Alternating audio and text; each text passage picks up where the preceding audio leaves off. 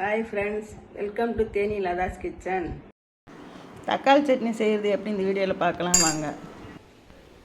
பருப்பு வறுக்கிறதுக்கு ஒரு 1/2 டீஸ்பூன் எண்ணெய் ஊற்றிருக்கேன்.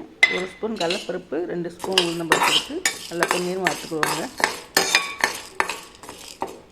நல்லா பொன்னிறமாக வறுத்துக்கலாம், கறியிடாமல் பொன்னிறமாக வறுத்துக்கோங்க. வறுத்து ஒரு தட்டில் எடுத்து வச்சுக்கிடுவோம்.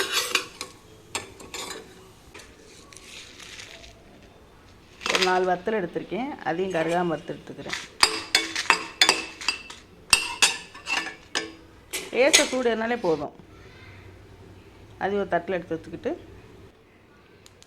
1/2 டீஸ்பூன் எண்ணெய், சின்ன வெங்காயம் வெட்டி வச்சுருக்கேன். சின்ன வெங்காயம் உடம்புக்கு ரொம்ப நல்லது. சின்ன வெங்காயம் 4 வெள்ளை போட்டு எடுத்து வச்சுருக்கேன்.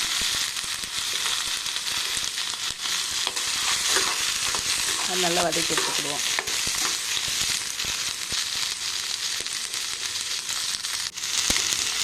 சின்ன வெங்காயமாக உடம்புக்கு நல்லதுங்க. கல்லாரி காட்டி சின்ன வெங்காயம் போட்டால் ரொம்ப டேஸ்ட்டாகவும் இருக்கும், உடம்புக்கு நல்லதுங்க. அதையும் வதக்கி எடுத்து வச்சுக்கிடுவோம்.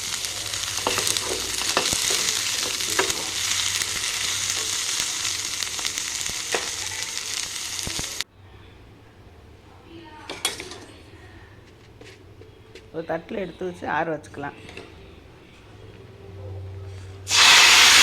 ஒரு 4 தக்காளி எடுத்துருக்கேன், அது நல்லா வதக்கிடுவோம்.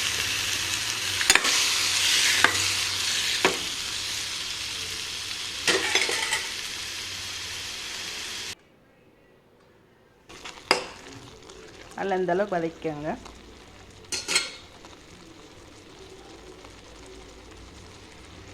தக்காளி சட்னிக்கு வெங்காயம், பூண்டு, உளுந்து பருப்பு நல்லா ஆறிச்சு மிக்ஸி ஜாரில் போட்டிருக்கேன். இதுக்கு தேவையான அளவு உப்பு, கல் உப்பு. இது ஒரு சுற்ற விட்டுட்டு அதுக்கப்புறம் தக்காளி போட்டு அரைச்சிக்கலாம். வெங்காயத்தை ஒரு சுற்ற விட்டு இனிமேல் தக்காளி போட்டு அரைச்சிக்கிடுவோம். தக்காளியும் போட்டாச்சு, இதையும் போட்டு அரைச்சிக்கிடுவோம். நல்லா ஆற வச்சு அரைங்க. இதையும் போட்டு அரைச்சி எடுத்துக்கிடுவோம். தக்காளி சட்னி ரெடி ஆகிடுச்சுங்க. இந்த மாதிரி அரைச்சி ஒரு கிணத்துல மாற்றிட்டு தாளிச்சுக்கிடுவோங்க. தக்காளி சட்னி அப்புறம் ஒரு கிணத்துல மாற்றி வச்சுருக்கேங்க.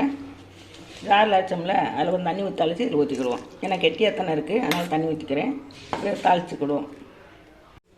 சட்னி தாளிக்கிறதுக்கு தேவையான அளவு கடலை எண்ணெய் ஒரு 2 ஸ்பூன் ஊற்றிருக்கேங்க.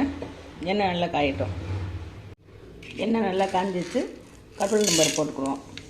கடுகு நல்லா வெடித்தனி ஒரு கொட்டு கருவேப்பிலை போட்டுக்கலாம். கடுகு நல்லா வெடிக்கட்டும்.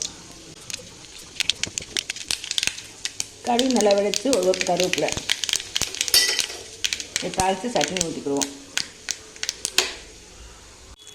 சட்னி தாளித்து ஊற்றியாச்சு. இது நல்லா கிண்டி விட்டுக்கலாம். கிண்டி விட்டு உப்பு பத்தாட்டி உப்பு போட்டுக்கலாம். இந்த தக்காளி சட்னியை இட்லி தோசைக்கு வச்சு சாப்பிட்டு பாருங்கள், சூப்பராக இருக்கும். இந்த மாதிரி செஞ்சு பாருங்கள் ஒரு முறை. இந்த வீடியோ பிடிச்சிருந்தா லைக் பண்ணுங்கள், ஷேர் பண்ணுங்கள், சப்ஸ்கிரைப் பண்ணுங்கள். தேங்க்யூ.